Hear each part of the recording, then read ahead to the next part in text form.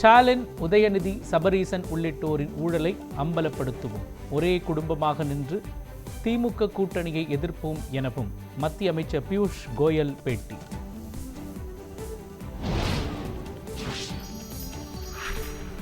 தமிழ்நாட்டில் ஊழல் மலிந்த திமுக ஆட்சியை அகற்றுவதுதான் தேசிய ஜனநாயக கூட்டணியின் நோக்கம்.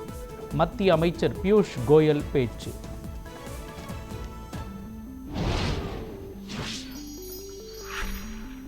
தமிழ்நாட்டு மக்களின் நலன் கருதி தேசிய ஜனநாயக கூட்டணியில் இணைந்துள்ளேன். அமமுக பொதுச் செயலாளர் டிடிவி தினகரன் பேட்டி.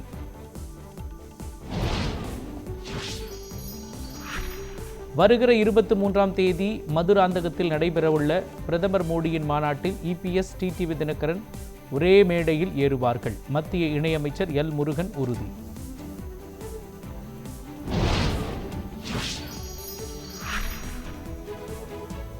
நாகை மாவட்டம் கோடியக்கரை அருகே மீன்பிடிக்க சென்ற மயிலாடுதுறையைச் சேர்ந்த 7 மீனவர்கள் கைது. எல்லை தாண்டி மீன்பிடித்ததாக கூறி இலங்கை கடற்படை அதிரடி.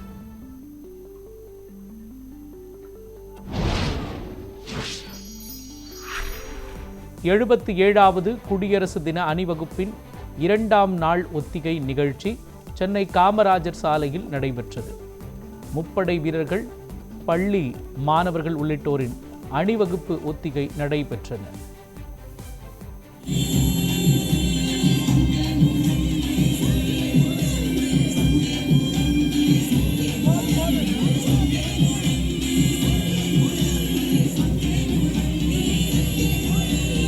Police station goes to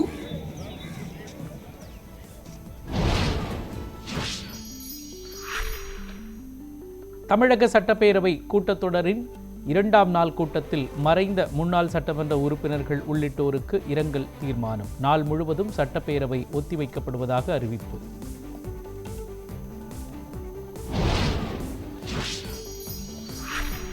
நாற்பது ஆண்டுகளாக பல நெகிழ்ச்சியான அனுபவங்களை கொடுத்துள்ளது இந்த பள்ளி. லிட்டில் ஃப்ளவர் கான்வென்ட் நூற்றாண்டு விழாவில் முதலமைச்சர் பேச்சு.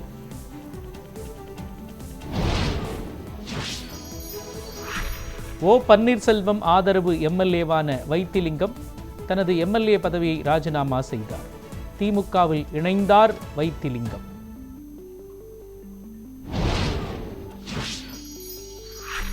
சத்துணவு ஊழியர்களின் காலவரையற்ற போராட்டம் தற்காலிகமாக ஒத்திவைப்பு. அரசின் மீதுள்ள நல்லெண்ண அடிப்படை மற்றும் மாணவர்களின் நலன் கருதி ஒத்திவைப்பதாக அறிவிப்பு.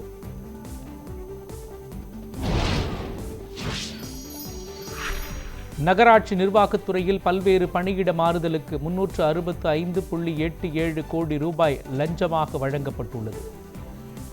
அமைச்சர் நேரு மீது லஞ்ச ஒழிப்பு போலீசார் வழக்கு பதிவு செய்து நடவடிக்கை எடுக்க வலியுறுத்தி டிஜிபிக்கு அமலாக்கத்துறை கடிதம்.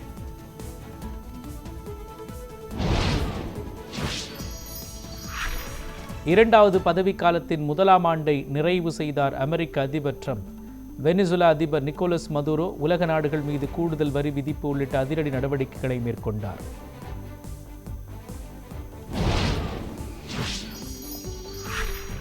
இந்தியாவிற்கும் ஐரோப்பிய ஒன்றியத்திற்கும் இடையே விரைவில் வரலாற்று சிறப்புமிக்க வர்த்தக ஒப்பந்தம் கையெழுத்தாகும்.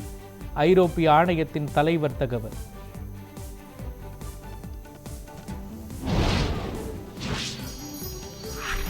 இந்தியா, நியூசிலாந்து அணிகள் இடையேயான முதல் T20 போட்டி நாக்பூரில் இன்று மாலை நடைபெறுகிறது.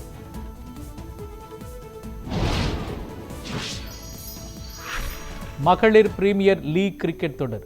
மும்பைக்கு எதிரான ஆட்டத்தில் டெல்லி அணி 7 விக்கெட்டுகள் வித்தியாசத்தில் அபார வெற்றி.